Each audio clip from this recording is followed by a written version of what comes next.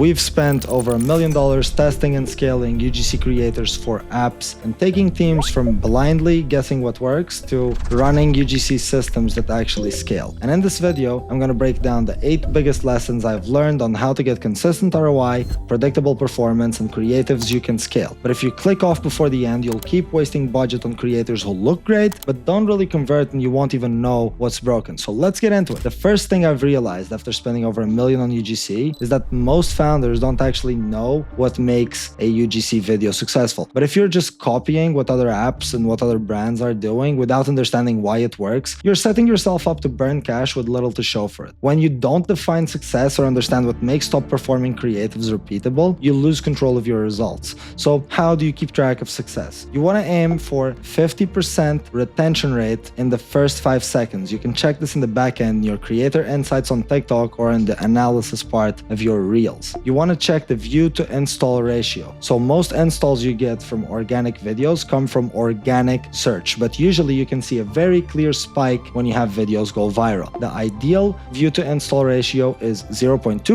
0.8%, meaning on a 1 million view video, you get about 2,000 to 8,000 new downloads or signups. So you want to also track cost per install over time. So how much you're spending across your UGC team and how many installs you're getting organically. You want to use TikTok, Instagram, and YouTube native analytics and internal dashboards to see what's working on a individual video level. And you want to tag every video on the back end, however you track it, by creator, hook, and format. And then you want to check your watch time cliffs on a daily in the back end of each platform. Once you can measure success, you can start replicating it. Otherwise, you're just guessing. Now, you want to do audience research first. We used to run UGC campaigns that looked great on the surface, and the creators were on brand, the videos felt strong, but we couldn't really explain why some videos worked and others flopped. And that's when I realized, without clearly defining what success looks like, nothing is scalable. And once we started tagging every video, tracking the right metrics, and studying watch time patterns on a daily, it became obvious what to cut and what to scale. Everything shifted once performance became measurable. So how do you improve your audience research?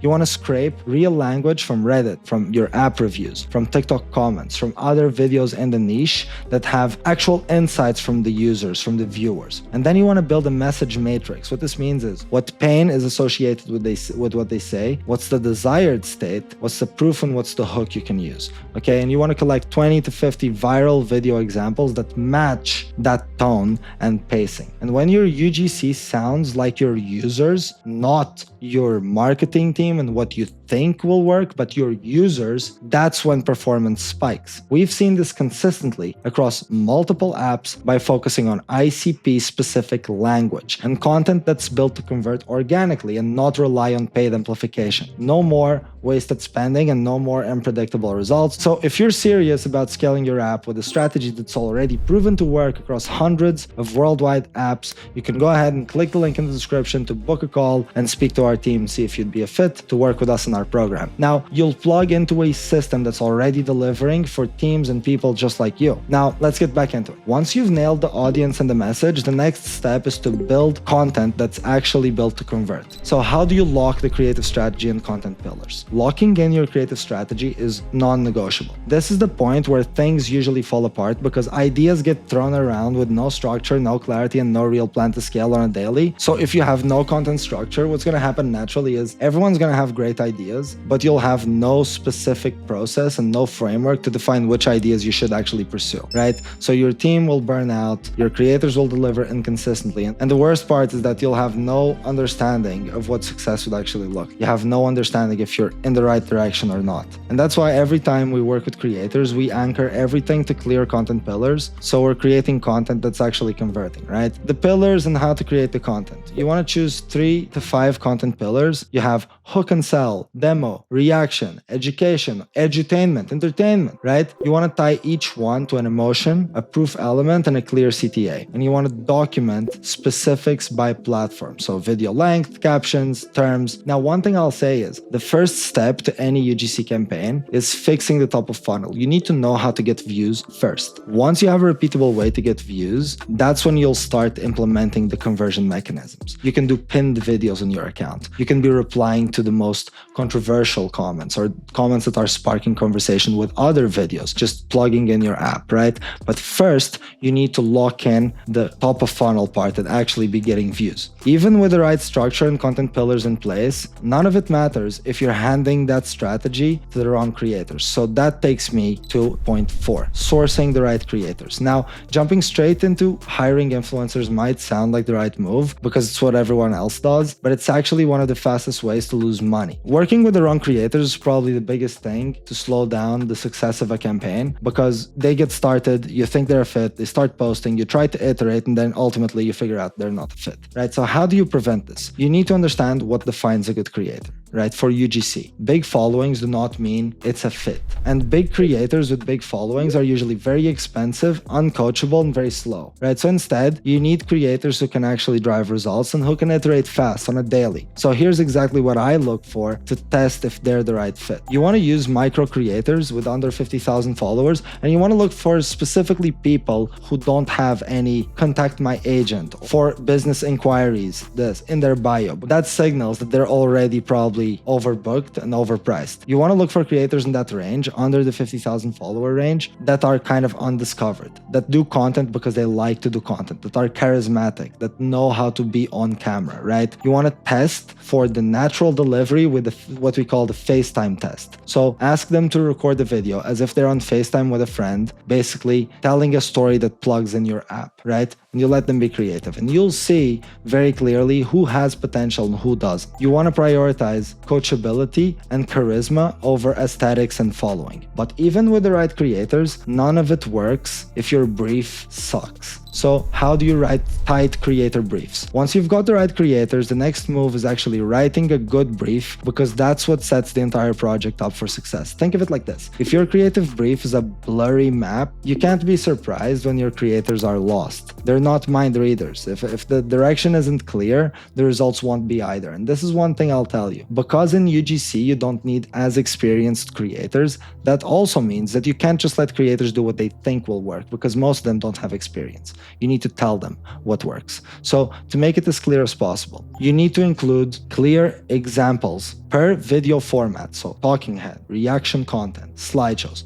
Per each of the formats, you want to include 5 to 10 examples of what good videos look like. Ideally, you want to look for very similar videos in similar niches to your app. Things like, adjacent niches being, for example, e-commerce or other apps that are your competitors that are already doing this. And you want to compile those per format. And you want to write line by line examples of what each of those videos would look like if they were plugging in your app. A good brief turns normal creators into viral machines. But the real unlock happens when you plug those briefs into a system that compounds output, data, and performance over time. So building a system, the reality is you aren't going to scale without systems and get the results you're looking for. Without structure, every new video feels like starting from scratch. There's no momentum, no compounding data, no clarity on what's working. But when your creators, your content, and your feedback loop are aligned, growth is consistent, right? So you want to start with, for example, 5 creators, each posting once a day. So you have 150 videos going out. You want to operate from brand new accounts with each creator to test on unbiased ground. You want to basically have them test in the format that they're the best fit for. So if you have a creator that's very charismatic, likes to be on camera, that creator's probably going to do talking head. They're probably going to be storytelling. And if you have a creator that's very good with aesthetics and putting together like carousel style posts, you'll probably give them carousel style posts, right? So you just want to make them fit based on what they're most comfortable with. And then you want to store and track every post with the key metrics. So for example, views, engagement rate, so view to like ratio, the best again is around 7 to 10% and more. View to comment ratios, 0.5 to 2% is the sweet spot. You want to track all these, and at the same time, you want to be looking at the back end of the account. So the content analysis that you have from TikTok creator insights, from the reels in the back end, you have the analysis of the watch time, etc. And you want to be looking at that and understand what's working, what's not, where people are dropping off, and improve that on a daily. You want also to communicate this to creators so they do this proactively. And ideally, if you tie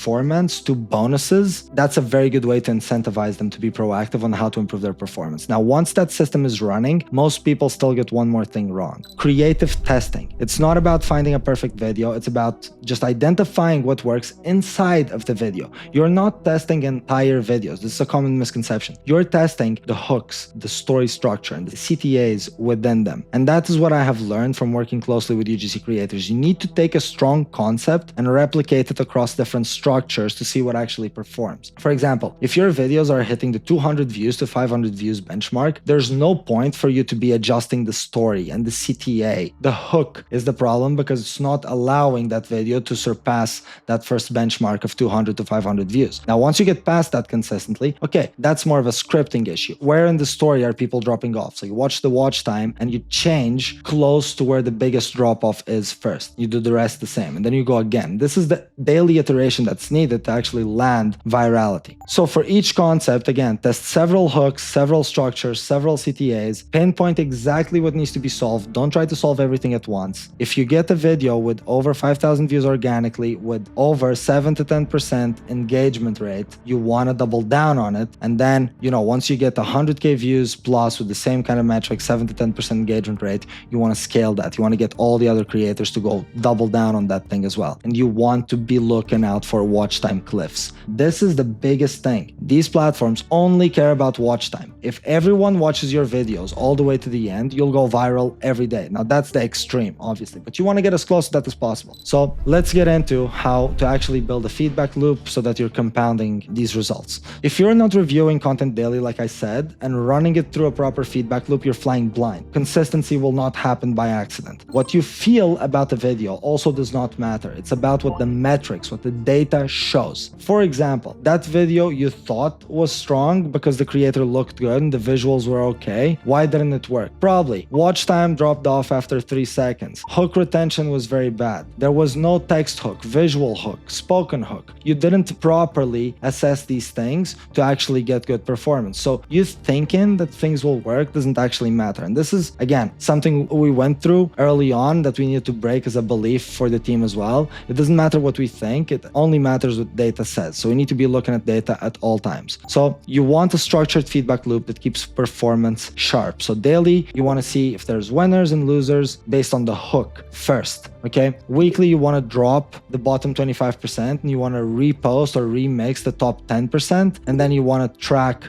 for the increases in watch time, increases in comments, especially if you're getting comments asking about what's the app, what app is this? That means you're in the great track. Now, last note, kind of a bonus section here before going. It doesn't matter if you go viral, if you go viral for the wrong reasons. And this is something UGC creators need to understand. You need to relay this to them. You need to be getting traction, you need to be getting views, and you need to be going viral because of the product. It can be because of a story around the product. It can be because of a hook around the product. The thing is, you don't want to be going viral for something completely unrelated to the product and then trying to plug it in. It doesn't work. You won't convert. You need to make this very clear to creators that you want to incentivize them to perform with product-centric styles, okay? So now you know what actually works with UGC, backed by over 1 million in real spend with creators, and how to drive results without relying on paid ads or wasting money on creators who don't perform. Hopefully it doesn't take you $1 million to learn the same things as I did. And if you are serious about implementing these systems that have already scaled apps to millions in revenue, you can go ahead and click the link in the description, book a call with me and my team, and we'll be right there with you. We'll apply everything for you so you can scale with clarity and finally see consistent results. I appreciate you watching and see you soon.